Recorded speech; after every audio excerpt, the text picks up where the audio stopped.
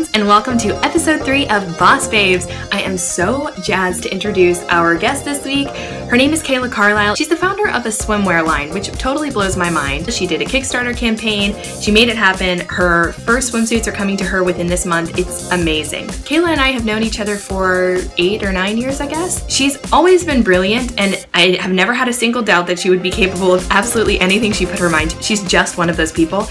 And sidebar, she's also one of the most generous and kindest souls ever. So anyway, she's awesome. I'm so excited to have her. And without further ado, here is my interview with Kayla Carlyle, founder of Cheeky Carlyle Swim. Hey Kayla, how's it going? Good. I'm so happy you're here. So tell everyone where you're from and what you do. My name is Kayla Carlyle. I am from Dallas, Texas, and I am owner-designer of Cheeky Carlyle Swim. That's amazing. So you moved to LA from Dallas how many years ago? 4 years ago. Amazing. Mm-hmm. And what instigated that move? Originally, in 2011, I got a full-time job back home, and I was like, okay, I'm going to save $10,000, and I'm going to move to LA. And I was to pursue acting and just kind of get out of the big fish, little pond kind of thing that was happening there and just seek bigger opportunities. And so I did. And then in May, June of 2012, I moved to LA, full on pursued acting and everything. Did really well. I had a good time. That's awesome. So, but that was the initial one. Like part-time jobs I would have, just whatever.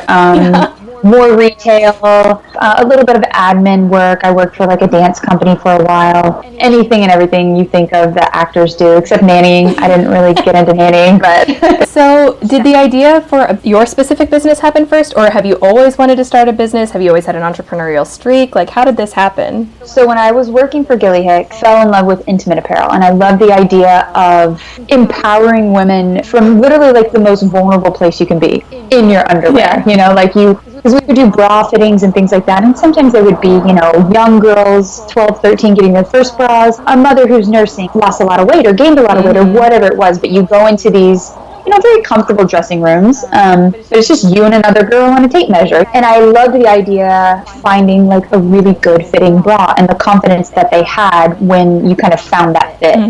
And so originally I was like, this would be amazing if I could have an intimate apparel line. Then when I moved to LA, I was like, forget intimate apparel, swimwear. Nice. Swimwear is amazing because there's 2 seasons and that's it, so you get kind of a time to design and create and make and produce. But the entrepreneurial aspect of me has always kind of been there. I remember when I was acting, at one point in my life, I knew that I would be finished with acting in front of the camera because I do want a family and I do want stability and I want to be able to kind of control my schedule, and a lot of acting is just kind of going right and just being ready. So you had an idea that you wanted to work in swimwear, and then at what point were you like, okay, I'm actually going to pursue this? Like, what gave you the confidence or the wherewithal to like really do it? So I did Bonnie and Clyde at Water Tower at the very end of 2014, and I went home to do that. I was already living here, and they asked me to come do the show, and I did, and it was phenomenal. Like, I had an amazing time. Then a bunch of like kind of personal things happened. Like my ex and I split, and I moved into a studio downtown, and I had a lot of time to myself. It was so quiet in such a different kind of way than I was used to, and it really allows you to kind of center yourself and focus on what you really want instead of like what I need to do or what I should be doing, and that's when the design part in my head, like all the voices that were like, oh, this would be so fun, kind of the dream aspect. At that point, it just became something where I took it to paper and I started to draw and I started to design it. And I was like, okay, you know what? Let's really explore this idea and see where it goes. So that was around, I would say like January of 2015. So throughout that year, again, just exploring the idea of swim and just creating, seeing like what would I want to do. And then I started getting into social media, following swim lines that I like, branding that they had that was interesting and unique. And then I started looking for a manufacturer. I just Googled. That was the first thing. So much of my amazing business and starting your own business is just Googling things. It got really heavy around like July. We were like really talking about things. I was sending things over. They were giving me pricings and stuff like that. And with Bali, it's kind of like an island lifestyle, so it's not quick like it is in the U.S. Where we're like, I haven't heard from you in 24 hours. Yes. Very much a thing that exists. Basically, I was like, you know what? This is what needs to happen. I need to book the studio time or the factory, whatever you want to call it. And I need to go and get the samples. So January of this year, 2016, I basically just stopped everything that I was doing. I was still acting at the time, 2015 a little bit with like my managers and agents and stuff, and I was very specific on what I would go out for. I contacted them and I had lunch with all of them, and I was like, okay, for right now, I'll just say for right now, we're done. And so, you know, and it was a very, very warm response and everything, and they're like, we get it. Honestly, if there's anything else you can do other than acting, do it. You know, because it's so nice of them. Yeah, like they just totally got it. That's awesome. Yeah. But like, how did you know how to design a swimsuit? I didn't. Like, did you have these sketches? Like, I'm envisioning you like having these like cute sketches and then just like sending them to Bali and being like, how much would it be to make? Like, it's more specific than that, obviously. Yeah. The wonderful thing about Bali, the wonderful thing about them is it is a huge swim hub.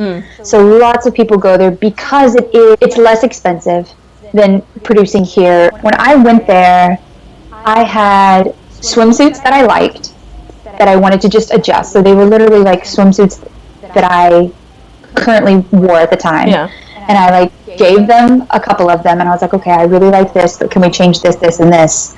And so I did like a pattern making process with them. Wow. So they helped design everything and they really kind of held my hand through it in that aspect. But it is more expensive that way. You know, the less prepared you kind of are, the more expensive it's going to be because it's their time as well. Like, it's just amazing that you were like, this is a dream I have, and then you just were like, and here we go. Like, that's amazing. Yeah, it's just... Yeah, I was a psychology major. I no design background, not even a design class, not an art class. Like, that's amazing. Nothing. Go for it, and you need to have a good team, you know, of supporters, just friends and family. And I feel like my family kind of treated me the same way when they found out that I wasn't doing pre-med and I went into acting. Yeah. It was kind of a, oh, well, yeah, we love you kind of a thing. So it wasn't like the most supportive, like, yes, you can do it. It's kind of like, yeah, okay, a little apprehension. Okay.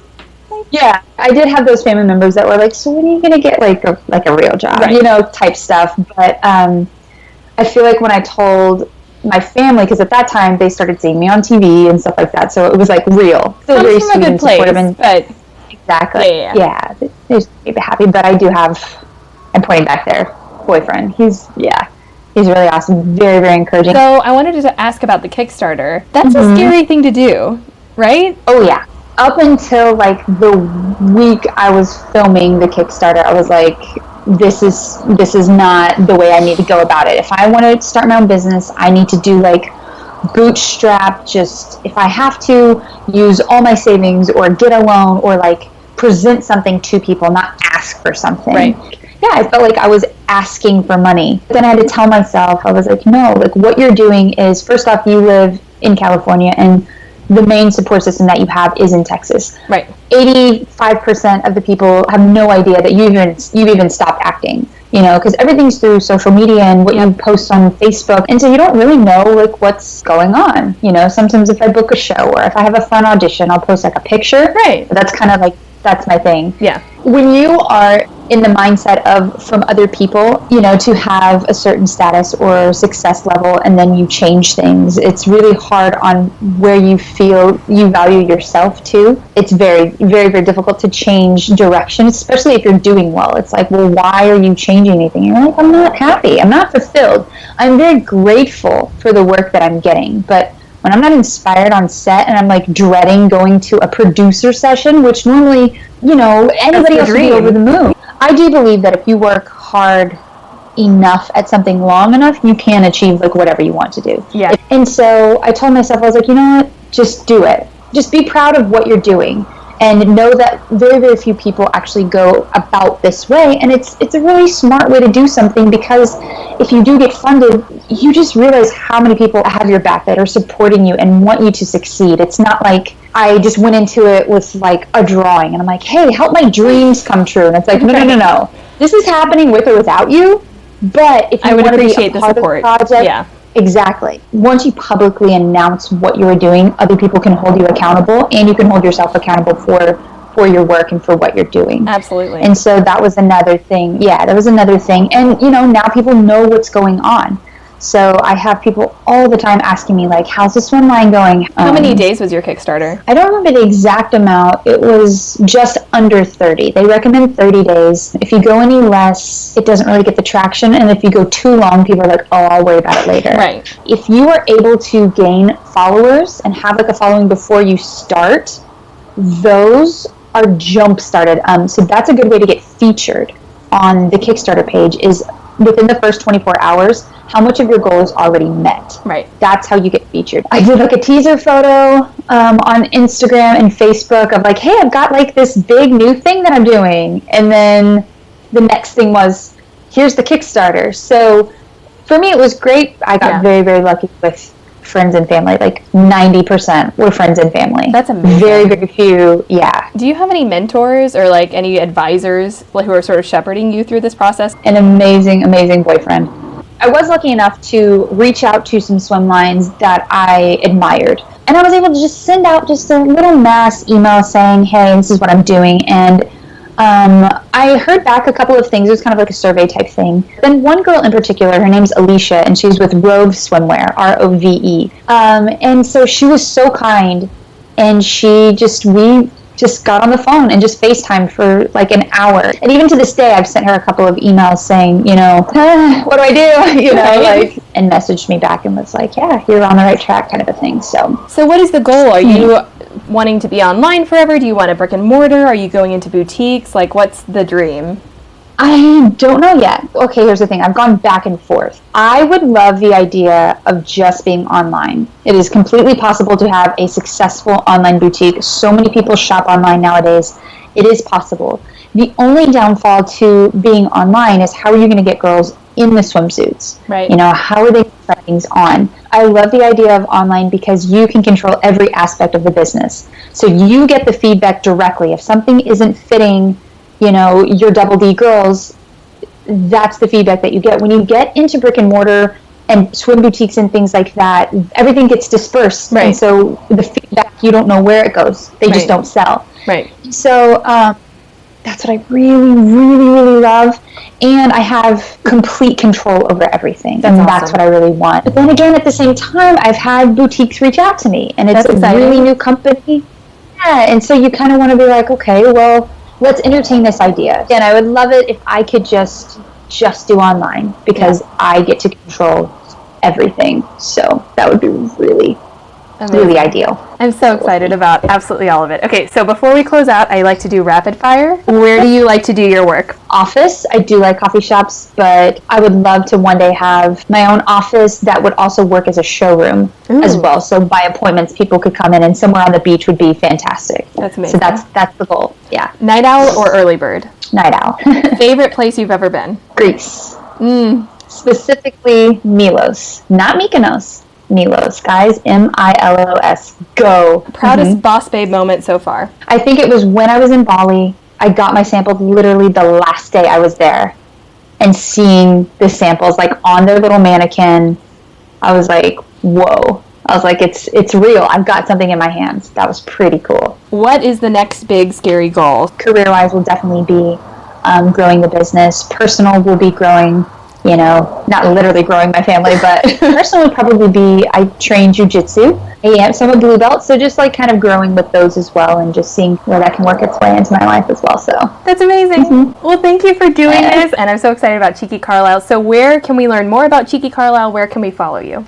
Website is Cheeky Carlyle Swim, and then all Instagram, social media, things like that is just the @Cheeky Carlyle Swim. Amazing. Yeah. Okay, thank you. Bye.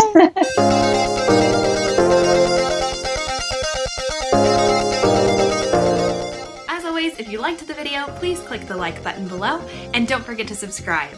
Bye!